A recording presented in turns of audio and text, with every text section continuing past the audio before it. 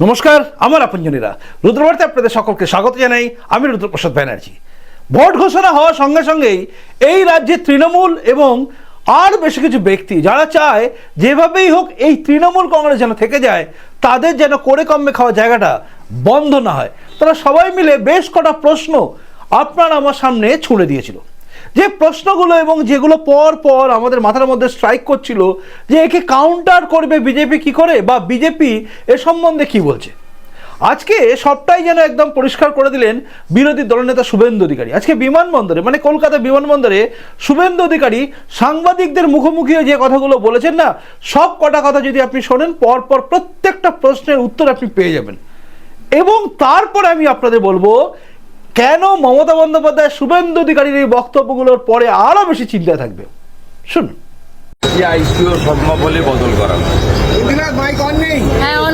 নিরপেক্ষ সেই নিরপেক্ষ পাবেন কোথায়? যেভাবে না পাচ্ছে, যেভাবে পেয়েছে chief secretary, home secretary, DGP, ADG, law and order, CP Kolkata, সেভাবেই খুঁজে দেবে।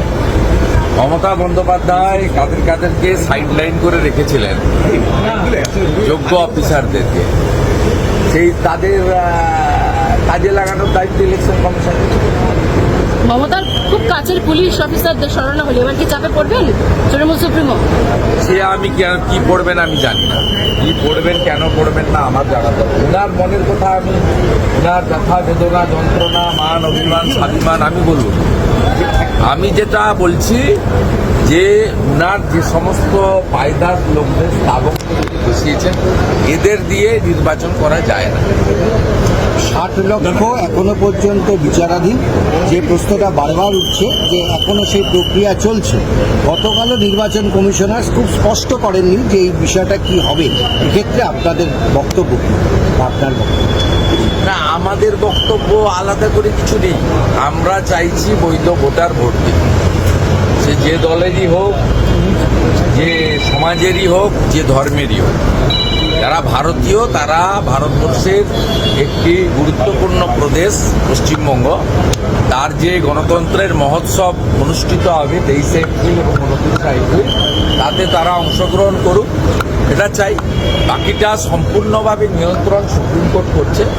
তারা বলেছে সাপ্লিমেন্টারি লিস্টের নাম এসে যাবে যারা জুডিশিয়াল অফিসার এবং আধিকারিকদের দ্বারা ছাড়াই বাছাইতে তথ্য প্রমাণ এবং ডকুমেন্টের উপরে যাদের প্রমাণ হবে যা তাদের ভোট থাকা উচিত, তারাই হবে।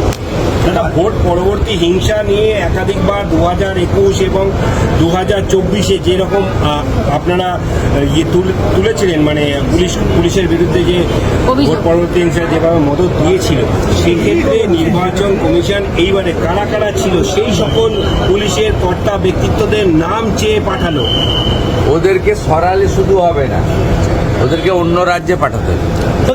সবচেয়ে আগে যেটা করা দরকার, পুলিশ ওয়েলফেয়ার বোর্ডকে ডিফাঙ্ক করা দরকার। হোম ডিপার্টমেন্টের যে অর্ডার আছে সেই অর্ডারটাকে উইথড্র করে পুলিশ ওয়েলফেয়ার বোর্ডকে কমপ্লিটলি ক্লোজ করে দেওয়া দরকার। আমি খুব খুশি ইলেকশন কমিশন এক্সটেনশন পাওয়া অফিসারদের নামের তালিকা চেয়েছে, যাদেরকে অবৈধভাবে এক্সটেনশন দেওয়া হয়েছে। এর মধ্যে পুলিশ অফিসার অ্যাসোসিয়েশনের সভাপতি, সম্পাদক, কর্তা ব্যক্তিরা রয়েছে যারা পোস্টাল ব্যালট জালিয়াতির কাজটা বিশেষভাবে করেন। এইটা আমরা দাবি করছি, নিশ্চিতভাবে ইলেকশন কমিশন এটাও দেখবে। ভোট ঘোষণার আগে পুরোহিত মুয়াজ্জিনদের ভাতা বৃদ্ধি করা হলো, তার সঙ্গে সরকারি কর্মীদের দিয়ে টাকা তো পাবেন না। নিয়ম পরিষ্কার হচ্ছে, amount of benefit, number of beneficiaries গতকাল বিকেল 4টের পরে বাড়ে না।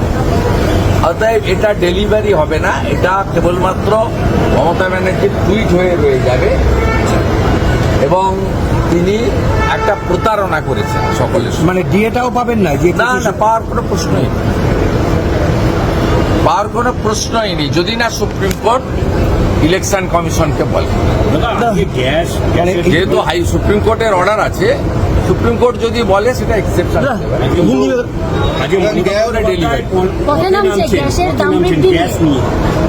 আমি অনেক আগে বলেছি মমতা ব্যানার্জি এবং তার যে টিমকে হরমুজ প্রণালী পাহারা দেওয়ার জন্য পাঠানো। মমতা ব্যানার্জিকে পাঠানো উচিত হরমুজ প্রণালী পাহারা দেওয়ার জন্য, যাতে ইরান সেখানে কোনো ভারতীয় তৈল বা গ্যাসবাহী আমাদের যে শিপ জাহাজ তাকে না আনছে। সব ড্রামাবাজি। মমতা ব্যানার্জির পেট্রোল ডিজেলের দাম অন্য রাজ্যের থেকে 10 টাকা এখানে বেশি। বিজেপিকে যেদিন আনবেন সেদিন বিহার, ইউপি, দিল্লিতে যে দামে পেট্রোল ডিজেল পান সেই দামে এখানে পান। আশা করি আপনি বুদ্ধিমান মানুষ, বুঝেও গেছেন শুভেন্দু অধিকারী যে কথাগুলো বলেছেন তার মধ্যে কেন মমতা বন্দ্যোপাধ্যায় চাপে থাকবে এটা আপনি বুঝে গেছেন। তবু আমি আপনাদের বলে দিচ্ছি, যতটা আমার বুদ্ধি ততটা আমি বলছি। সেটা হচ্ছে শুভেন্দু অধিকারী যে কথাগুলো বললেন সেই কথাগুলোর মধ্যে সবচেয়ে গুরুত্বপূর্ণ যেগুলো ছিল সেগুলো হচ্ছে যে সমস্ত পুলিশ অফিসাররা এক্সটেনশন পিরিয়ডে আছেন তাদের এবারে ছাঁটাই হবে, মানে তাদের এবারে সরিয়ে দেওয়ার কথা তিনি বললেন। এবং তার সঙ্গে সঙ্গে একটা উল্লেখযোগ্য বললেন, সেটা হচ্ছে এই যে পুলিশ ওয়েলফেয়ার বোর্ড এটাকে কার্যত বন্ধ করার জন্য তিনি দাবি করছেন, অর্থাৎ তিনি বলছেন এটাকে বন্ধ করার কথা। এবং তার সঙ্গে সঙ্গে অনেকগুলো কথা তিনি বলেছেন যে গ্যাস নিয়ে যে কথাগুলো এখন রাস্তায় নামছে তৃণমূল, কার্যত এই গ্যাস নিয়ে নামাটা তৃণমূলে এখন শোভা পায় না, কারণ সবাই জানে কেন গ্যাসের দাম বাড়ছে। আর গ্যাস যে পাওয়া যাচ্ছে না এটাও ঠিক না, কারণ কেন্দ্র সরকার সম্পূর্ণভাবে বুঝিয়ে দিয়েছে যে গ্যাস ঠিক সময় পাওয়া যাবে। তবে আন্তর্জাতিক পরিস্থিতি যা আছে, যেভাবে ইরানের সঙ্গে যুদ্ধ চলছে, ইরানের সঙ্গে যা চলছে, এবং ইরান যেভাবে একের পর এক তেলবাহী জাহাজগুলোর উপর যেভাবে আক্রমণ শানাচ্ছে, সেগুলো দেখে কার্যত বোঝা যাচ্ছে, প্রত্যেকেই বুঝছেন যে হরমুজ প্রণালীতে যা হচ্ছে তার ফলে গ্যাসের একটু সংকট হওয়ার জায়গায় হলেও হতে পারে, কিন্তু আপাতত কিছু হয়নি। গ্যাসের দাম বেড়েছে কেন তার সে প্রসঙ্গেও কিন্তু পরিষ্কার করে শুভেন্দু অধিকারী বুঝিয়ে দিয়েছেন। আর সবচেয়ে বড় গুরুত্বপূর্ণ ব্যাপার হচ্ছে কোনটা বলুন তো, সেটা হচ্ছে এই রাজ্যে যে পরিবর্তন হতে চলেছে এবং পরিবর্তন হওয়ার আগের মুহূর্তে যে মমতা বন্দ্যোপাধ্যায় হঠাৎ করে পুরোহিত এবং মুয়াজ্জেমদের ভাতা বাড়িয়ে দেওয়ার কথা বললেন এবং সরকারি কর্মচারীদের ডিএ দেবেন বললেন, যেটা নিয়ে আমি আপনাদের একটা প্রতিবেদনে জানিয়েছিলাম যে কিভাবে মানুষকে ভুল বোঝাচ্ছেন। তো মমতা বন্দ্যোপাধ্যায় যে ডিএটা দেননি, বকেয়া ডিএ দেননি, সেটা নিয়ে তিনি টুইট করে এবং তার সঙ্গে সঙ্গে এই মুয়াজ্জেম আর পুরোহিতদের যে ভাতা দেওয়ার কথা, ভাতা বৃদ্ধির কথা বলে 500 টাকা থেকে যে 2000 টাকা, এই যে গল্পগুলো বললেন এগুলো কার্যত একটা প্রতারণা বা ভাওতাবাজি, এটা কিন্তু পরিষ্কার করে বললেন শুভেন্দু অধিকারী। আর এটা বলা স্বাভাবিক, কারণ আপনারা সবাই জানেন 5 পয়সা দিতে পারবেন না তিনি, যদি না ডিএ মামলা যেহেতু সুপ্রিম কোর্টে বিচারাধীন, সুপ্রিম কোর্ট যদি বলেন নির্বাচন কমিশনকে যে ডিএ দেওয়ার ব্যবস্থাটা করা হোক, তাহলেই একমাত্র দিতে পারবেন, নচেত কাজকলা। আর এই যে পুরোহিত ভাতা বা মুয়াজ্জেমদের ভাতা বাড়ালাম, এ তো কাজ হবে না, অর্থাৎ কিছুই করতে পারবেন না। মমতা বন্দ্যোপাধ্যায় কার্যত একটা ব্লক দিয়েছেন বলেই শুভেন্দু অধিকারী বললেন। যাই হোক, শুভেন্দু অধিকারীর কথা আপনারা শুনলেন এবং শোনার পরে আপনাদের কি মনে হলো বলুন তো?